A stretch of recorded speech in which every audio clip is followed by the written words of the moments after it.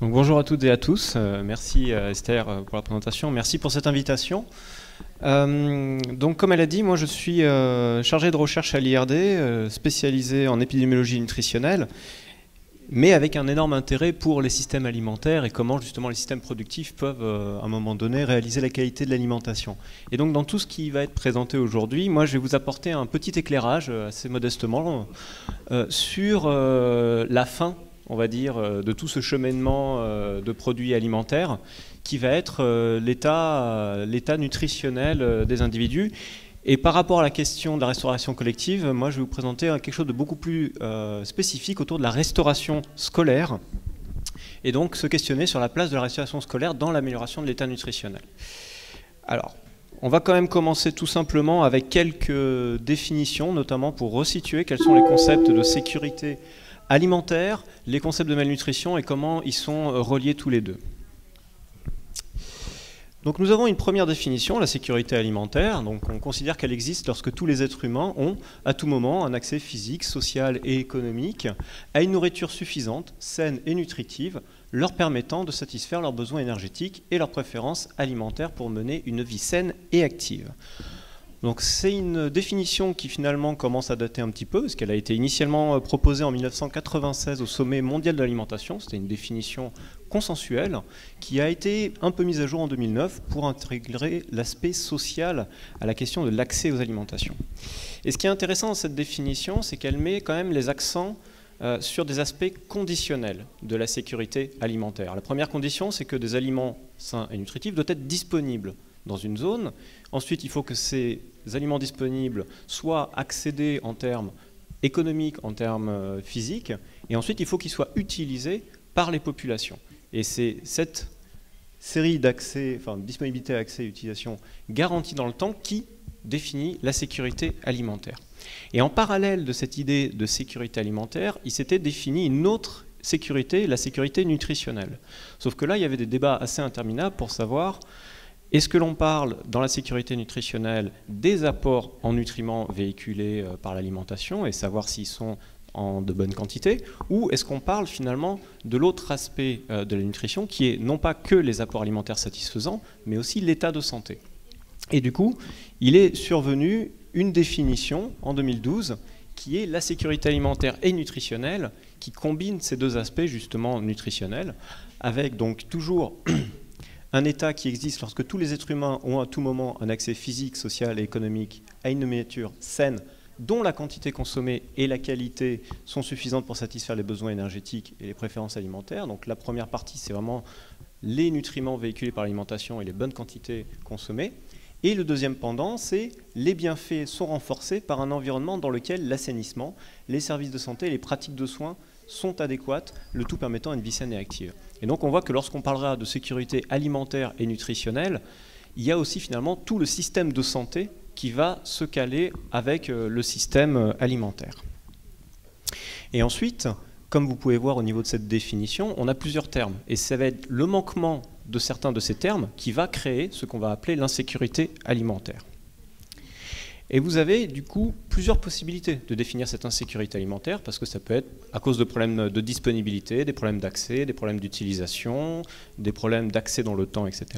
Mais une des définitions les plus utilisées, et actuellement en tout cas utilisées, mesurées à l'échelle internationale et utilisées dans les objectifs du développement durable, c'est celle du FIES, qui va en fait se concentrer sur la dimension de l'accès à la nourriture, et principalement en raison d'un manque de ressources financières, mais ça peut être aussi à cause d'autres formes de ressources, notamment pour les personnes qui dépendent de ce qu'elles produisent uniquement.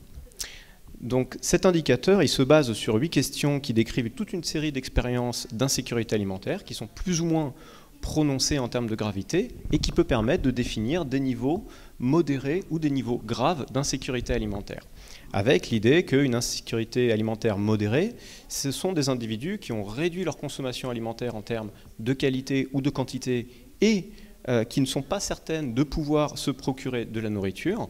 Et le niveau d'insécurité alimentaire grave, qui est contenu dans l'insécurité modérée, c'est carrément en fait des personnes qui ont épuisé les ressources, toutes leurs réserves en nourriture, et qui peuvent rester une, si ce n'est plusieurs journées sans manger.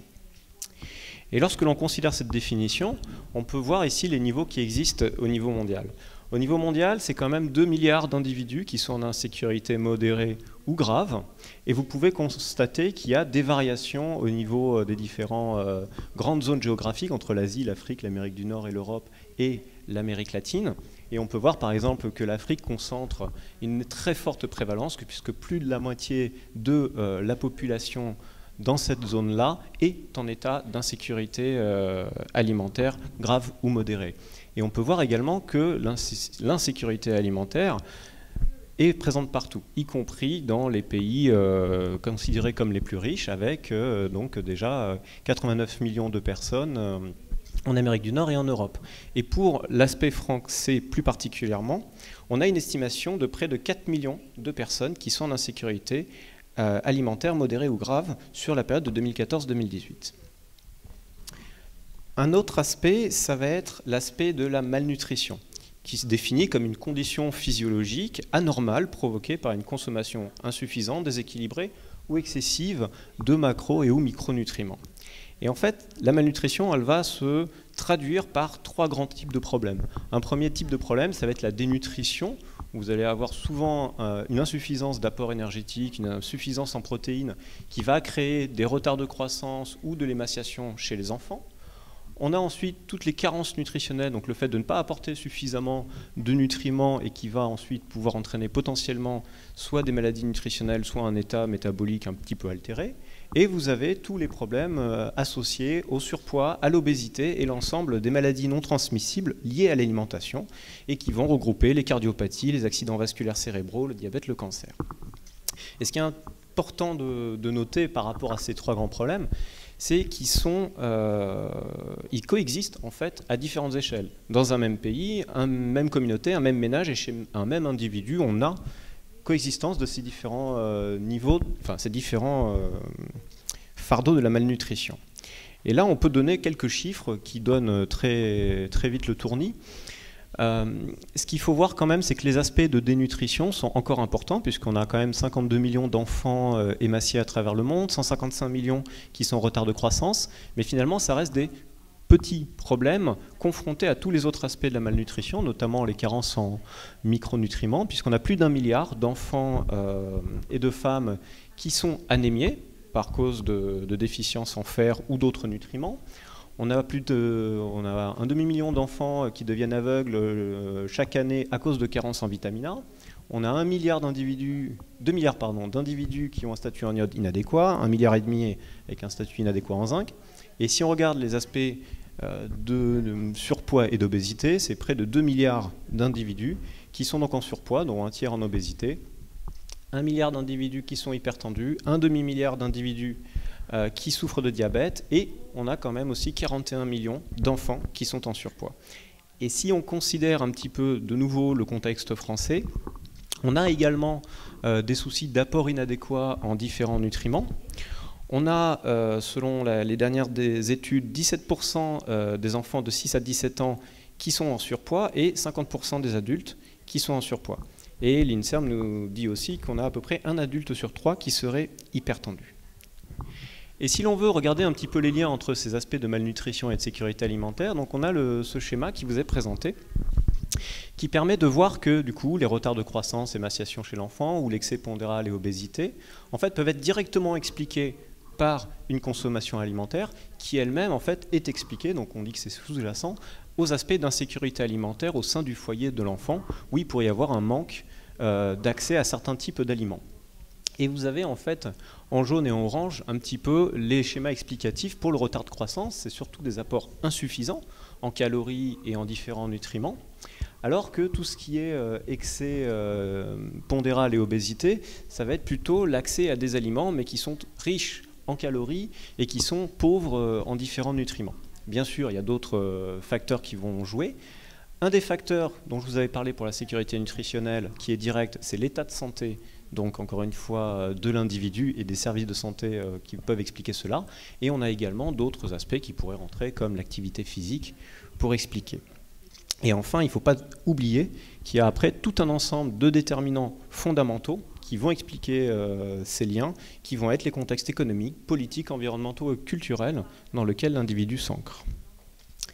Et si on considère la restauration collective, donc la restauration scolaire dans le cadre des enfants, on peut voir directement que la restauration scolaire peut apporter du coup une partie de la consommation alimentaire de ces enfants. Peut-être qu'elle peut compenser les apports insuffisants en calories et en vitamines et minéraux qu'ils pourraient avoir, ou peut-être que ça peut leur permettre d'avoir des aliments nutritifs et donc leur exposer un peu moins à des aliments caloriques et peu nutritifs. Et selon les conditions d'accès à cette restauration scolaire, si elle est gratuite ou peu chère ou abordable, ça peut avoir des répercussions sur le niveau d'insécurité alimentaire du ménage parce que ça peut peut-être les soulager d'une charge alimentaire pour ces enfants.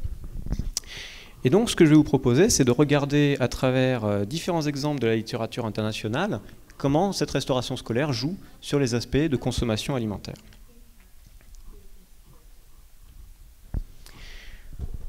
Alors, on a déjà, au niveau des bénéfices reconnus de la restauration scolaire, de manière internationale, ce qu'il faut voir, c'est que l'offre en restauration scolaire est extrêmement variable d'un contexte à l'autre. La première, c'est qu'on peut avoir des contextes dans lesquels ça va être un repas scolaire complet qui va être fourni, c'est le cas de la France, c'est le cas du Brésil. Ça peut être finalement une simple mise à disposition de locaux pour que les élèves puissent apporter leur panier repas, comme aux États-Unis ou en Angleterre. Et en fait, il peut y avoir les deux, c'est-à-dire et un repas proposé et les enfants qui peuvent apporter leur propre repas.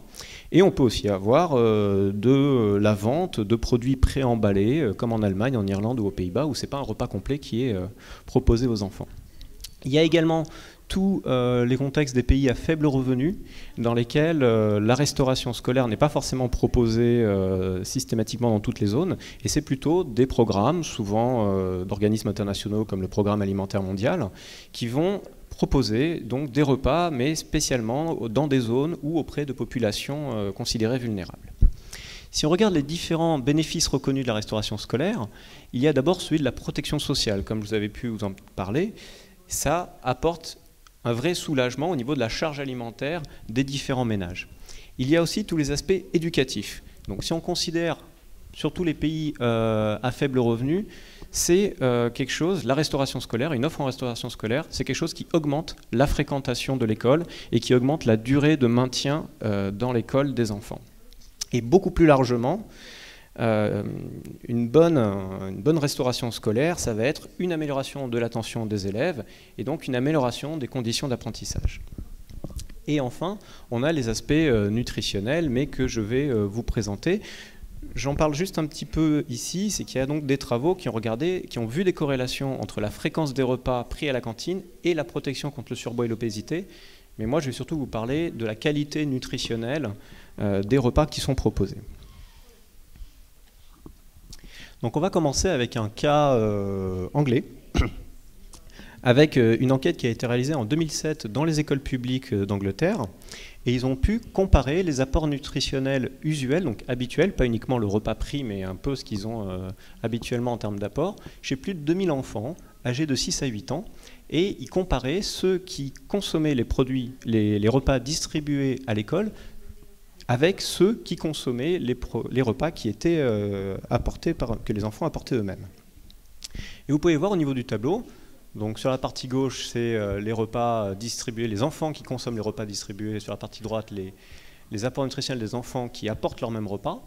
Et vous avez sur la droite la différence qui est calculée tenant compte de différentes caractéristiques sociodémographiques. On peut voir qu'il y a une amélioration, somme toute modeste, mais des apports en protéines, en fibres, en zinc, en folate, des enfants qui consomment les repas de la restauration scolaire. Et ils ont également moins d'apports en sucre et moins d'apports en sodium. Donc, somme toute, des profils un peu plus intéressants. Nous avons ensuite le même exemple au niveau du Brésil, où là, cette fois-ci, ce n'était pas dans l'Angleterre, mais dans une ville particulière de Belo Horizonte au Brésil, donc, où ils ont enquêté en 2013 et en 2015, donc des enfants Là, il s'agit donc de plus de 1300 enfants brésiliens âgés, cette fois-ci de 8 à 12 ans, et ils ont regardé la fréquentation scolaire, mais également la vulnérabilité sociale de leur zone de résidence. Et lorsqu'ils comparent, cette fois, on est toujours sur les apports usuels en aliments, mais aussi en nutriments, on peut voir sur la partie droite que les enfants du coup, qui fréquentent la restauration scolaire, le YES, dans des contextes donc, de fort risque de vulnérabilité sociale, ils ont de meilleurs apports en fruits, de meilleurs apports en légumes, là des fruits et des légumes frais, et ils consomment moins de produits ultra transformés et moins de boissons sucrées que ceux qui ne la fréquentent pas. Et ce qui est intéressant également, c'est que si on regarde ces profils, donc des enfants qui fréquentent la restauration scolaire alors qu'ils sont dans des zones de haut risque en termes de vulnérabilité, ils ont des apports relativement comparables à des enfants qui, eux, ne sont pas dans des zones géographiques à risque de vulnérabilité. Et bien sûr, dans cette étude, ils ont regardé les niveaux d'apport nutritionnel et ont retrouvé effectivement ce qu'on voit comme profil intéressant, on le retrouve au niveau des nutriments avec les enfants qui avaient des apports en nutriments type vitamine A, vitamine C qui étaient améliorés.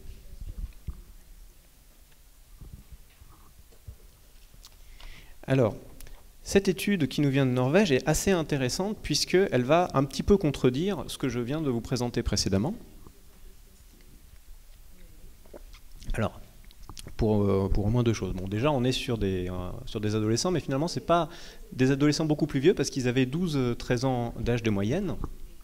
Et ils ont regardé, donc, du coup, dans une population donc, qui est plutôt sur la partie est de la Norvège, ils ont regardé quels étaient les comportements alimentaires selon le niveau de fréquentation de la restauration scolaire. Et ce qu'ils ont pu voir déjà, c'est que la restauration scolaire est très peu utilisée dans ces contextes. On a plus des 3/4 des enfants qui ne l'utilisent pas. Et ils ont vu que finalement ceux qui consommaient, parce qu'ils apportent eux-mêmes leur repas, et ceux qui fréquentaient le plus souvent la restauration scolaire, avaient tendance à consommer plus fréquemment des encas salés, des encas sucrés et des boissons sucrées. Et ils ont vu également que cette même population donc d'enfants qui fréquentaient très régulièrement la restauration scolaire, ils avaient également tendance à acheter plus souvent, plus fréquemment, des boissons et des encas pendant la pause du midi et sur le chemin du collège, dans les différents commerces aux alentours. Cette enquête, qui était une enquête quantitative, a été suivie d'une série d'entretiens auprès des enfants pour comprendre quels étaient ces liens justement entre la fréquentation de la restauration scolaire avec finalement des comportements alimentaires moins intéressants. Et c'était finalement le facteur financier qui jouait. En effet, les enfants, pour accéder à la restauration scolaire, venaient avec de l'argent pour payer au jour le jour la fréquentation de cette restauration. Du coup, ça leur donnait accès à de l'argent qui pouvait être réutilisé ou parfois utilisé à la place de la restauration scolaire pour accéder à des produits dans les commerces qui pouvaient être des produits potentiellement plus attractifs que ce qu'ils trouvaient au niveau de la restauration scolaire. Ce qui m'amène à dire que on peut avoir une meilleure offre de la qualité de l'alimentation dans les restaurations scolaires, mais selon les conditions d'accès et selon l'environnement alimentaire, les bénéfices de la restauration scolaire peuvent, entre guillemets, s'envoler. Ce qui m'amène à vous parler un petit peu de ce qu'est l'environnement alimentaire. L'environnement alimentaire est considéré comme l'interface entre les acteurs productifs du système alimentaire, donc toutes les personnes qui vont contribuer à la production, au stockage, à la transformation et à la distribution des aliments, et les consommateurs. C'est la zone, en fait, une zone théorique dans laquelle se réalise l'acquisition et la consommation alimentaire des individus. Et vous avez donc ce schéma proposé par Turner en 2019, où vous avez un peu le pendant structurel et le pendant individuel du système de l'environnement alimentaire. Au niveau du pendant structurel, c'est qu'est-ce qui est, donc on avait parlé en sécurité alimentaire, qu'est-ce qui est disponible en termes de produits, dans un environnement donné, quel est le prix de ces différents produits, comment les commerces sont présents physiquement dans les zones, comment ils sont distribués dans l'espace, et tous les aspects liés au marketing, à la régulation, donc plutôt les offres commerciales, la publicité et les différentes politiques de régulation de ces produits. Et vous avez le pendant individuel, personnel, de ces éléments avec quelle est l'accessibilité physique que les individus ont vis-à-vis de cet environnement, comment ils s'y déplacent, est-ce qu'ils ont des transports pour y aller, l'accessibilité financière, qui va être leur pouvoir d'achat, le fait qu'ils disposent d'argent pour l'acheter. Il va y avoir tous les aspects de praticité des produits liés à leur mode de vie, à leurs compétences culinaires, etc. Et des aspects de désirabilité qui sont assez liés à des aspects culturels, de quelle représentation on a de chaque aliment, etc. Et donc c'est finalement quelque chose dans lequel on va avoir effectivement la restauration scolaire, mais cette restauration scolaire va se retrouver quelque part en compétition avec tout un autre ensemble de commerces ou de distributeurs automatiques à côté des écoles. Ce qui montre bien quand même l'intérêt de devoir prendre en compte quelque chose de beaucoup plus large que la seule restauration scolaire lorsqu'on va parler de l'alimentation des enfants. Et il y a justement eu tout un travail qui a été fait pour essayer de considérer quels étaient les effets donc, de ces environnements alimentaires au niveau de la restauration scolaire. Donc, il y a eu tout un travail qui a été fait en termes de revue et méta-analyse, donc, qui a été mené en 2018 sur les différentes études d'impact de politique qui concernaient les environnements alimentaires en milieu scolaire, sur les habitudes alimentaires donc, de ces élèves. Alors, il est à noter que nous sommes ici sur une étude qui est quand même principalement issue de données états-uniennes et ensuite anglaises et nordiques. Donc, on ne peut pas forcément le comparer par rapport à la France et j'en parlerai un petit peu par la suite. Donc si on regarde les différentes politiques alimentaires qui ont été mises en place dans les écoles concernant la distribution directe de fruits et de légumes, donc qu'elle soit une distribution gratuite ou à coût réduit, on observe des augmentations, donc, alors là je suis désolé, c'était exprimé comme ça dans la publication, d'un tiers de portions de fruits par jour, observées en moyenne dans une quinzaine d'études d'intervention. Si on considère la distribution de fruits et de légumes, là on a une augmentation d'un quart de portion par jour dans un autre jeu de 16 études. Et en revanche, il n'y avait que pas ou peu d'effets en fait, sur les paramètres de corpulence ou les risques métaboliques avec ce genre de politique. Si on regarde des réglementations, des politiques qui visaient justement à restreindre l'accès à des produits non recommandés pour la santé, donc typiquement des boissons sucrées ou des encas salés et sucrés, la mise en place de ce politique a permis la diminution d'à peu près 1/5 de portion de boissons sucrées par jour. Là, on avait moins d'études pour le constater, mais il y avait quand même un effet. Et il y avait également la diminution d'1/10 de portion d'encas salés et sucrés par jour dans 6 autres études. Et là, de nouveau, il n'y avait pas forcément d'effet au niveau des paramètres de corpulence ou des risques métaboliques, mais ça, c'est quelque chose qui est beaucoup plus imputable au design de l'étude, au temps d'observation, parce que autant la qualité de l'alimentation, on peut l'observer assez vite en termes de changement, autant tout ce qui est le poids, les paramètres métaboliques, c'est quelque chose qui est beaucoup plus long dans la durée, donc c'est pour ça qu'il peut être difficile d'observer des effets, et donc là, il y a plutôt un appel à continuer les activités de recherche sur ce sujet. Et si on regarde un petit peu ce qui existe au niveau français, on a quelques données, mais je dirais pas forcément tant que ça.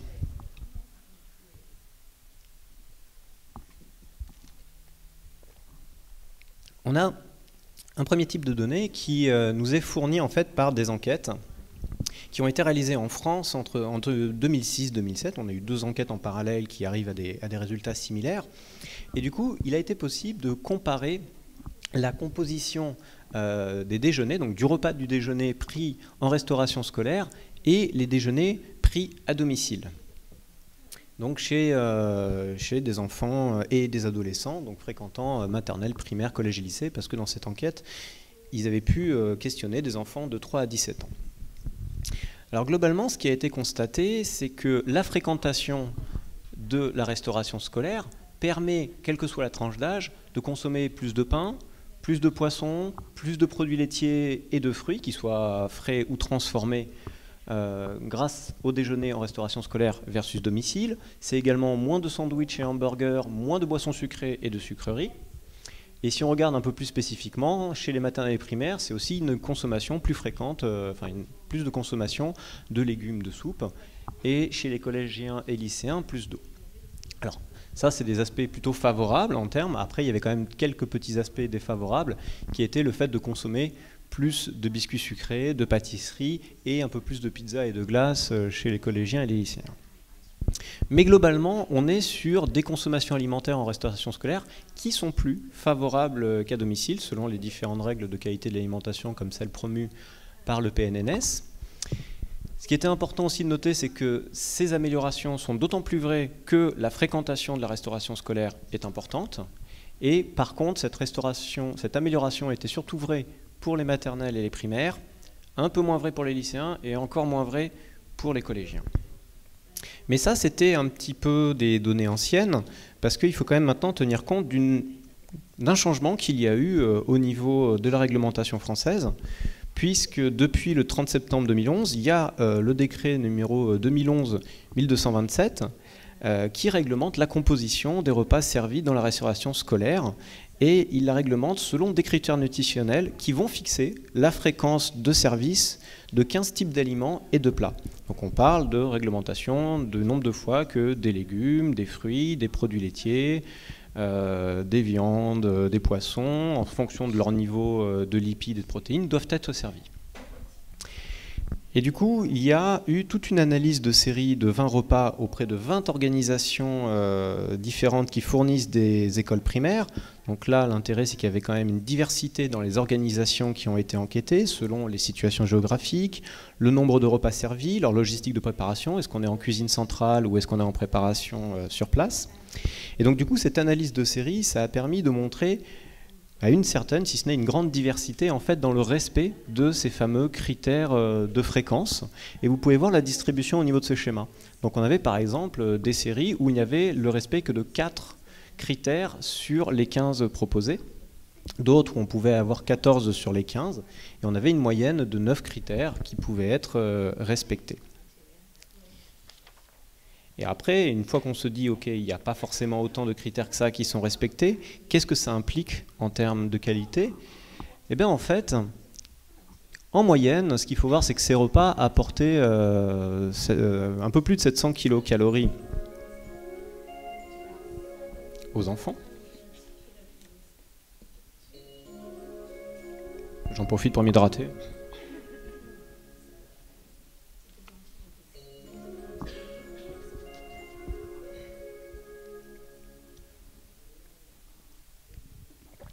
Et nous sommes de retour. Et donc, ces apports à peu près de 700 kilocalories représentent un tiers des besoins énergétiques que les enfants doivent consommer, ce qu'il leur est recommandé de consommer.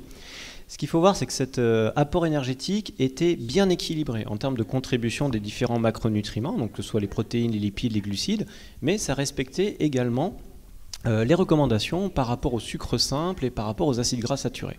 Donc déjà sur le plan des macronutriments, on avait quelque chose de bien équilibré. Et ensuite, il y a eu des analyses au travers d'un indice qu'on appelle le Mean Adequacy Ratio. C'est un indicateur global de la qualité nutritive sur le plan des vitamines et des minéraux. Et ce qu'on pouvait voir, c'est que, donc, que ces repas qui apportent qu'un tiers des apports énergétiques, ils couvrent 49% des besoins nutritionnels des enfants. Donc un seul repas, c'est la moitié des apports nutritionnels qui sont atteints, donc ça indique une très bonne qualité nutritionnelle des repas qui sont servis. Et dans le schéma qui vous est présenté ci-dessous, alors il y a un petit jeu, hein, c'est que là on est sur quelque chose d'ajusté pour 2000 kilocalories, donc c'est pas les 700 que je vous présente, c'est pour ça que les échelles sont un peu différentes. Mais ce qu'on peut voir déjà, c'est que même dans les restaurations où il n'y avait que 4 des critères qui étaient atteints, on avait déjà à peu près une moyenne de 92% de ce score d'adéquation. Donc déjà quelque chose de très bonne qualité. Et plus on respectait ces différentes fréquences de service, plus on améliorait cette couverture des besoins théoriques pour les enfants. Donc on en est à cette vraiment conclusion qu'on a quelque chose de bien bonne qualité nutritionnelle qui est donc servi dans la restauration scolaire en France. Sauf que maintenant on peut quand même se poser la question de l'accès à cette très bonne offre en restauration. Et là, on a eu quelques signaux d'alerte qui existent depuis un petit moment, mais qui sont, j'ai envie de dire, que qualitatifs, puisque c'est souvent des témoignages d'associations, de parents d'élèves ou de directeurs qui disent qu'il y a des enfants qui arrivent, qui ont faim, etc. Donc là, il y a eu un rapport où il est rappelé que le repas servi en restauration scolaire peut être, si ça se trouve, le seul de bonne qualité nutritionnelle qu'un enfant puisse avoir s'il est issu de familles défavorisées ou extrêmement pauvres. Ce rapport rappelle que justement le taux global de pauvreté, il est quand même de 14% en France en 2015 et il constate une augmentation, y compris de la part de la population la plus pauvre. Et donc, il soulignait le rôle crucial que pouvait avoir cet accès à la restauration scolaire. Et malheureusement, il n'y avait pas de données à expliquer, mais par contre, il soulignait une autre chose, qui était que l'accès à la cantine, je cite, se trouve entravé par le développement d'une fracture territoriale. Le rapport continue de souligner que les inégalités entre collectivités locales, accentuées par le renforcement des restrictions budgétaires, contribuent à renforcer les inégalités sociales et les inégalités d'accès aux services de restauration scolaire. Et en fait, je vais vous montrer ces données qui illustrent que, selon différents rapports, des rapports assez récents qui soulignent justement la difficulté d'avoir des sources d'informations sur le sujet, montrent que cet accès à une bonne restauration scolaire est partiel. Puisque si on regarde la moyenne, on a pour le premier degré, que ce soit grande section ou CM2, environ 70% des enfants qui fréquentent la restauration scolaire. Par contre, ils ne sont que 50% à la fréquenter tous les jours. Et il montre aussi une très forte disparité régionale, puisqu'on va avoir 80%, plus de 80% dans les secteurs ouest de fréquentation des enfants qui fréquentent régulièrement la restauration scolaire, alors que dans le Grand Est, par exemple, ils sont moins de 50% à le fréquenter régulièrement. Et si on regarde au niveau du second degré, donc les collèges et lycées, on sait qu'on a à peu près 70% des élèves qui sont inscrits en cantine scolaire pour 2017 dans les collèges et des lycées. Mais de nouveau, on a ces problèmes de disparité régionale qui là peuvent être extrêmement importants, avec des endroits où à plus de 90% les enfants sont inscrits, des endroits où c'est moins de 60% comme dans la région parisienne, et dans les contextes ultramarins, on est à moins de 40%, et à Mayotte, on est carrément en dessous des 20%. Donc finalement, une offre de bonne qualité, mais qui n'est pas accessible par une partie de cette population. Et c'est d'autant plus dramatique parce que cet autre schéma peut nous renseigner sur quelle partie de la population n'a pas forcément accès. Donc là, il y a en fait deux aspects croisés qu'on peut regarder. Le premier, c'est finalement le type de collège et lycée, avec notamment tous les lycées en zone d'éducation prioritaire, les REP et les REP+, où on peut déjà voir que ce sont donc les parties en rangée. Là, c'est entre 56 et 75% des collégiens qui ne sont pas inscrits en restauration scolaire, là où, si on regarde les collèges publics qui ne sont pas dans ces zones d'éducation prioritaire, c'est juste que 14 ou 30% qui ne vont pas accéder. Et le gradient que vous pouvez voir, c'est en fait le niveau économique des familles, et on constate en fait que les familles défavorisées, quels que soient les enfants issus des familles défavorisées, quelle que soit la zone dans laquelle ils sont, en collège public, privé ou prioritaire, ont systématiquement plus de chances de ne pas fréquenter la restauration scolaire par rapport à des enfants issus de familles très favorisées. Et donc ça indique bien ces problèmes d'inégalité, alors on avait dit territoriale, mais également sociale, d'accès à cette offre alimentaire de bonne qualité. Mais là, le gros souci que l'on a actuellement, c'est qu'on n'a pas justement de chiffres qui nous permettent de regarder quelle est cette conséquence concrète de non-accès à cette restauration scolaire sur la qualité alimentaire des enfants. Et j'en profite justement pour vous mentionner les travaux qui sont en cours sur la restauration scolaire, puisque j'ai des collègues à l'INRA de Montpellier, donc dans l'unité Moïsa, qui travaillent actuellement sur les questions de l'évolution des pratiques en restauration scolaire pour qu'elles aillent vers quelque chose de beaucoup plus durable. Et donc là, c'est tout un ensemble de travail avec les professionnels de restauration collective, des représentants des parents d'élèves, des représentants des différents territoires et des municipalités, et donc des chercheurs qui essayent de modéliser quelles seraient les différentes conditions pour une qualité de l'alimentation dans la restauration collective, tenant compte des différentes évolutions, notamment via ce qui est demandé au niveau des GaLim, mais aussi ce qui est demandé par des associations environnementales sur l'introduction de plats végétariens, la réduction du gaspillage alimentaire et la réduction de l'impact environnemental. Donc, si vous êtes intéressé, je vous invite très fortement à contacter cette équipe. Je pourrais vous donner les contacts par la suite. Donc les messages principaux que je voulais vous faire passer, c'est que en tant que nutritionniste, il est clair qu'on reconnaît de nombreux bénéfices au niveau de la restauration scolaire, clairement au niveau de l'aspect nutritionnel, mais bien plus encore, puisque ça améliore les conditions sociales et les conditions d'éducation. Ce qu'on peut voir aussi, c'est que plus on fréquente cette restauration scolaire, mieux on a d'apport nutritionnel, notamment si on augmente la fréquence. Mais par contre, il faut quand même se poser la question de l'accès à cette restauration scolaire en termes d'environnement alimentaire. En France, on a une réglementation qui interdit la présence de distributeurs de boissons et d'encas payants. Donc on n'a pas ce souci d'environnement très direct, mais le souci des autres commerces autour peut se poser.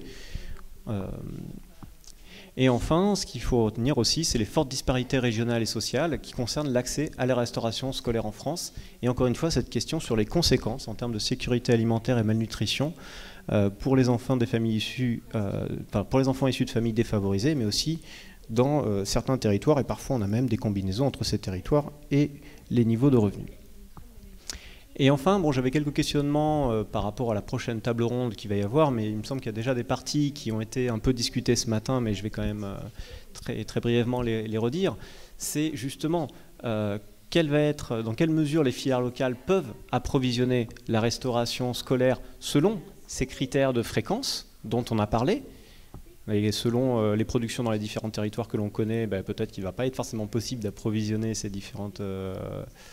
ces restaurants scolaires, mais normalement ce décret n'est pas que pour les restaurants scolaires, c'est pour normalement la restauration collective en France, si je ne dis pas de bêtises.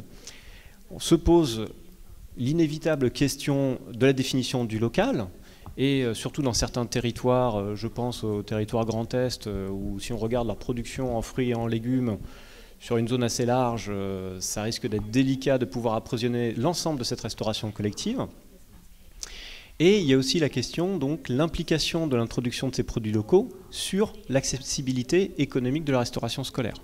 Donc, selon les prix qui peuvent être faits justement au niveau de ces produits, selon les politiques des municipalités pour garantir un accès peu cher à des enfants justement issus de milieux défavorisés, est-ce que ce type d'introduction, quel risque elle peut avoir pour aggraver les inégalités et donc quel mécanisme on peut mettre en place pour éviter justement ces inégalités.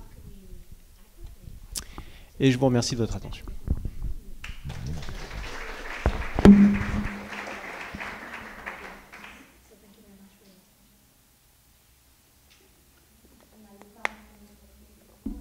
J'ai été un peu long.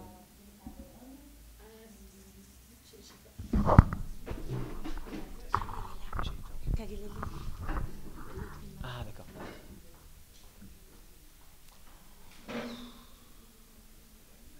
Donc, quelqu'un... Oui.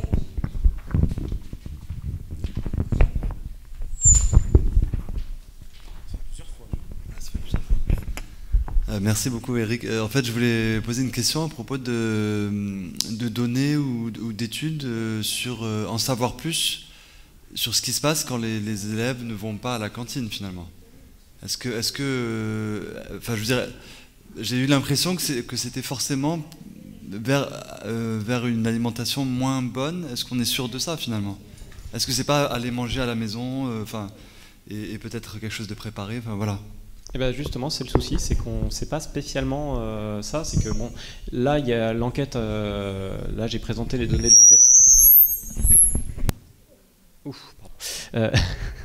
J'ai présenté les données en France pour l'enquête 1K2 et ENNS qui date de 2006-2007. Là, il y a eu une nouvelle enquête qui a été réalisée en 2015 et on a les données, mais qui compare pas forcément vraiment les repas à domicile versus restauration scolaire et les grosses qualités. Donc là, il y a encore des données à exploiter pour bien essayer de comprendre la différence entre ceux qui consomment et ne consomment pas. Mais on n'a pas forcément toutes les données dans ces enquêtes-là pour aussi savoir du coup la fréquence avec lesquelles les enfants vont dans la cantine, le niveau vraiment économique des ménages. Alors, on les a un petit peu, mais en fait le souci c'est qu'on sait dans ces enquêtes nationales, on passe souvent à côté des ménages les plus en difficulté en termes économiques. Et justement, il faut plutôt passer par d'autres types d'enquêtes, et c'est ce qui avait été fait, mais au cours des années 2000, où on avait eu une enquête en population nationale et une enquête spécialement dans les populations défavorisées, et on voyait des résultats surgir. Mais il faut faire des enquêtes spécifiques, justement, pour connaître les risques en termes de malnutrition des enfants qui ne fréquenteraient pas la restauration scolaire. Donc il y a une partie des données, et elles sont encore traitements, il faudrait aller les creuser pour savoir exactement ce qui se fait, et d'autres données qu'il faut aller réactualiser parce que on n'a pas beaucoup d'informations, je trouve. Après, peut-être que des collègues m'engueuleront par la suite en disant mais si, il y a ça, mais en cherchant, j'ai vraiment eu cette sensation d'un manque d'informations pour être vraiment clair sur ces effets parce que ça se trouve des gens qui ne fréquentent, enfin des enfants qui ne fréquentent pas la restauration scolaire peuvent aller manger des bons petits plats à la maison, hein, c'est très faisable, c'est très possible. Mais justement, c'est qu'on ne sait pas pour ceux pour lesquels c'est pas un choix en fait. Il y en a, c'est pas un choix de rentrer à la maison. Parfois, il y a des témoignages, mais c'est ça le problème, c'est que c'est des témoignages, on ne sait pas à quel point ça représente, d'enfants qui sont en dehors qui sont devant le collège et qui attendent et qui n'ont pas accès à une alimentation. Mais voilà, c'est un témoignage, mais on ne sait pas justement ce que ça représente. C'est pour ça que je disais, on a ces inquiétudes, c'est documenté en termes de paroles, mais en termes de prévalence dans la population, on ne le sait pas vraiment. Oui. Deux éléments pour compléter, mais qui ne sont pas études scientifiques, mais tout simplement de l'observation de terrain dans les lycées ou dans un collège, quel que soit leur... Enfin, collège et lycée, école primaire, c'est plus difficile. Dès que vous avez un snack qui s'ouvre à côté de l'établissement, vous avez le nombre de l'effectif qui, dans les premiers temps, chute. Donc c'est clair que l'ouverture de les snacks sont attirés par cette population. Ensuite, deuxième observation également, c'est les comportements alimentaires dans les familles. Parce que les comportements alimentaires dans les familles, ils ne sont pas tous bien heureux, ces comportements alimentaires.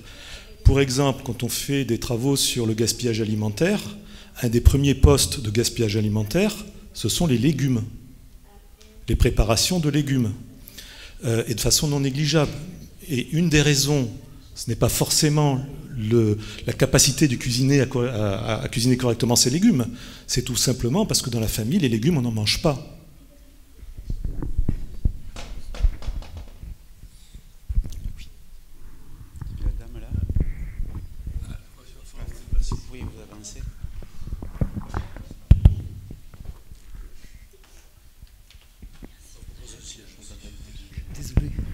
Oui, juste pour le problème géographique là, entre les régions, c'est lié à quoi? Un problème de malade, enfin de maman à la maison, de chômage, on ne sait pas trop. Alors justement, c'est là où c'est problématique. Alors en plus c'est pas. Alors là c'est un sujet sur lequel je ne travaille pas particulièrement parce qu'en fait travaillant l'IRD, je suis plus vraiment sur les questions de restauration scolaire en France. Hein, je suis dans d'autres territoires. Mais là je sais pas. C'est pas forcément bien détaillé justement dans les différents rapports que j'ai consultés pour pouvoir trouver l'information. On ne sait pas si c'est lié au fait que c'est potentiellement beaucoup de personnes qui restent au foyer, enfin des hommes ou des femmes au foyer, et ou chômage subi qui fait que les enfants rentrent. Ça peut être aussi tout simplement des problèmes d'infrastructure. Il me semble qu'il y a des territoires qui sont mal approvisionnés en termes de restauration scolaire. Alors après ça peut être centralisé, etc. Ça peut être justement des facteurs très divers qui expliquent cette non-fréquentation. C'est pour ça que c'est pas parce qu'ils ne fréquentent pas l'école que ça va être forcément délétère pour leur santé, parce que ça va dépendre justement des ménages. Et c'est là où j'ai pas trouvé d'études qui me permettaient d'apporter un éclairage par rapport à ça. C'est pour ça que je pense qu'il faut encore creuser un petit peu la question pour comprendre un peu mieux ces histoires. Après, je pense que vraiment, il faut qu'on différencie vraiment les petits des grands, quoi. L'âge du lycée, c'est tout le monde en rébellion, ils veulent bouffer que de la merde. Hein. Quoi que tu leur aies appris avant, ils partiront bouffer au snack, ils veulent jamais bouffer à la cantine. Alors peut-être qu'il faut que la cantine soit plus, je sais pas, une autre forme, peut-être qu'il faut inventer quelque chose. En tous les cas, il faut interdire tous les distributeurs et tous les trucs à côté. Hein, les distributeurs sont déjà interdits. Les distributeurs sont interdits. Après, par contre, c'est ce qu'a dit monsieur. Voilà. S'il y a un snack qui ouvre juste à côté du lycée... mais bon, après, c'est les problèmes de mieux ils sont éduqués avant, mieux ça ressortira quand même. Juste pour compléter ce que dit madame, sur l'évolution des comportements alimentaires, là aussi c'est l'observation dans le cadre de campagne contre le gaspillage alimentaire. Des collèges qui accueillent pendant le repas des écoles primaires. Donc le même repas consommé par des collégiens et des primaires. En termes de gaspillage alimentaire, primaire, on n'a quasiment pas de gaspillage alimentaire. Les mêmes à quelques mois d'intervalle, par le mimétisme des aînés, gaspillent. Donc on est sur des choses qui sont vraiment très complexes. Je suis tout à fait d'accord avec ça. Hein. Après, l'acte alimentaire est justement multifactoriel et la pression des pairs, le mimétisme joue beaucoup dans ensuite les pratiques alimentaires que l'on met en place. Oui. Est-ce qu'il ne faudrait pas aussi tenir compte d'un élément d'environnement qui est très important dans les collèges et dans les lycées, c'est la vitesse à laquelle sont pris les repas, avec les emplois du temps qui sont de plus en plus complexes à faire dans les lycées, dans les collèges. Et je pense qu'un bon repas pris très très rapidement a probablement moins de bénéfices nutritifs que... Bon, on pourrait aussi parler du bruit. Enfin, je pense que les conditions, elles comptent. Les conditions sont très importantes et c'est pareil, là, les données que j'ai essayé de capter ne me permettaient pas de forcément séparer, par exemple, le fait est-ce qu'on est sur une cantine avec des plats déjà existants ou est-ce qu'on est sur un self-service où on peut choisir, comment c'est fait, le temps que les élèves, et donc tout ce contexte-là, effectivement, est important pour asseoir et s'asseoir justement pour manger, prendre le temps de manger, profiter, mâcher et autres, qui peut avoir des bénéfices certes un peu nutritionnel, hein, mais surtout en termes d'habitudes et de bonnes habitudes alimentaires.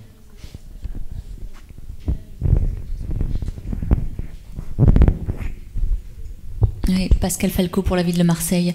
Nous, ce qu'on a pu observer, on a une tarification sociale et pour quelques enfants, on a une gratuité.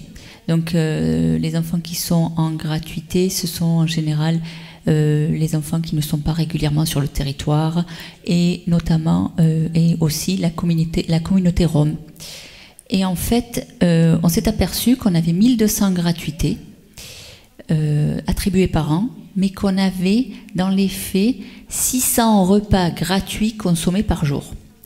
Donc c'est de l'observation, hein, et on a voulu chercher, comprendre, et en fait, ces enfants qui sont dans des situations très précaires, hein, qui sont dans des squats, qui sont dans des caravanes, dans des tentes, en fait, ne viennent pas tous les jours à l'école. Donc il y a ça, et on a observé aussi que ce ne sont pas ces enfants-là qui vont consommer tout leur plateau. C'est-à-dire que ce sont des enfants qui vont arriver, qui ne vont pas manger à leur faim, mais le repas n'est pas consommé complètement et va générer peut-être plus de gaspillage que pour les autres plateaux.